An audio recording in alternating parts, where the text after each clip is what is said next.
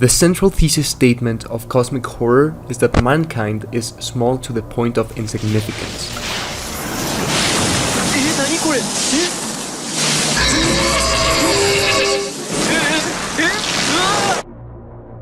There is a vast and incomprehensible universe out there that does not know we exist and would not care if we ceased doing so.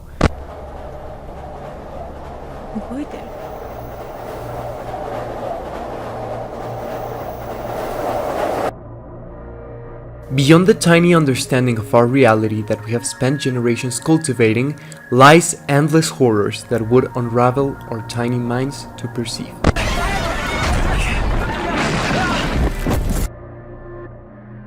The term cosmic horror is most applicable with Lovecraftian horror and cosmicism, and it delves into themes such as cosmic indifference, alienation, and sanity. This genre of horror talks about the inevitable and the incomprehensible, such as eldritch abominations and catastrophes we cannot stop. The only thought that's scarier than being alone in an infinite universe is the fact that we're actually not alone and that we're surrounded by creatures that go beyond what we consider as scientifically possible. The core value of cosmic horror is that it's very difficult to understand, and that's why I feel many pieces of media simply decide to not even address it. But there's a kids game that actually decided to delve into such topics, and I'm honestly surprised they actually somewhat pulled it off, and I'm talking about Pokemon.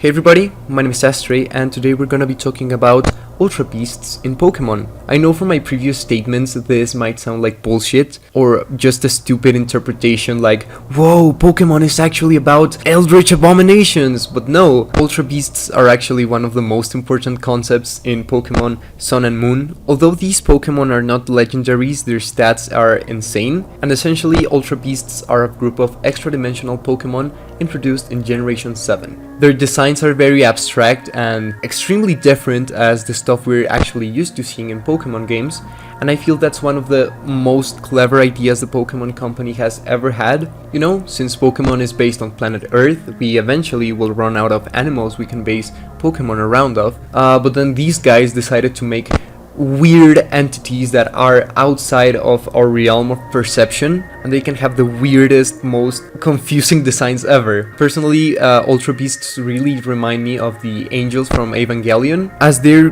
weird geometric images that are completely alien to us. We'll be tackling some of the concepts that Pokemon Sun and Moon talks about and why I think they're cosmic horror. So as I said previously, Ultra Beasts are Pokemon that originate from outside of our dimension, which are connected by a thing called Ultra Space. The Ultra Space is an interdimensional spatial realm that links to different worlds and dimensions through Ultra wormholes. In the endgame of Pokemon Ultra Sun and Ultra Moon, you can visit it by riding Solgaleo or Lunala, and you can stop by different realities, such as Nihiligu's Ultra Deep Sea, which is where one of the most important battles in the game takes place in, or the Ultra Plant, which is Circuitry's home reality. It is a place that appears to be filled with mountains connected by cable-like structures. Several circuitries can be seen on top, harnessing electricity from the ground. Or Celesteela's Ultra Crater, which is a place where they can home in the powers of heat and steam. These places look like nonsense, and I think that's the beauty of it. When designing stuff relating to alternate dimensions, we decide to stick by the laws of physics that we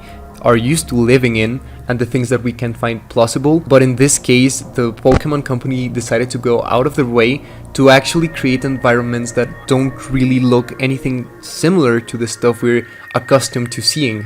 And as I said, they're all very abstract and theoretical, but there's a particular one that I want to talk about, which is Goslord's reality. The Ultra Ruin is a very messed up place for a Pokemon game, as not only it contains creepy, distorted music, it is also a place that is portrayed as a world that has ended. According to the Villains Wiki, yes, I know, very reliable source, the Ultra Ruin resembles a futuristic Alola region where the world has been destroyed and the environment has been filled with toxicity, making it an inhabitable place. You can see a survivor living underground, which tells you a couple of facts of the Ultra Ruin, but the most disturbing thing is that once you go out of your bunker, you're greeted by Guzzlord's presence. You are seeing a ginormous beast consuming a city, and it's very fucked up to think about that a Pokemon game decided to include something like this. You're seeing a beast that is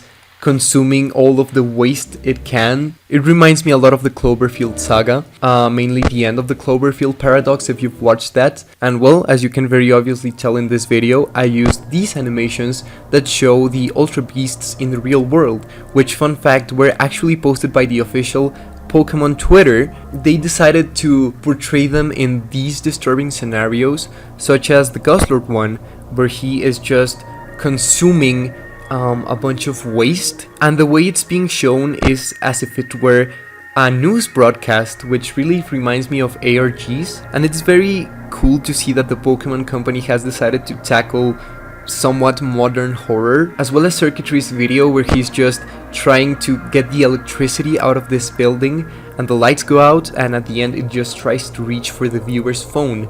And you know, it's very cool that the games don't really explore the background of Ultra Beasts, but extra content like this shows how truly scary these things can be. And just for the sake of this video, try to put yourself in this situation. Imagine just looking at the sky one day and seeing an entity that you can't really understand how it works or where it comes from, simply causing mayhem. It would be one of the most dreadful scenarios I can think about, that you know that you can't do anything about it. There's really nothing in your power that can stop this beast, and yet the Pokemon games decided to make a game about it, which is something awesome. So yeah, that's pretty much it. This video is very experimental.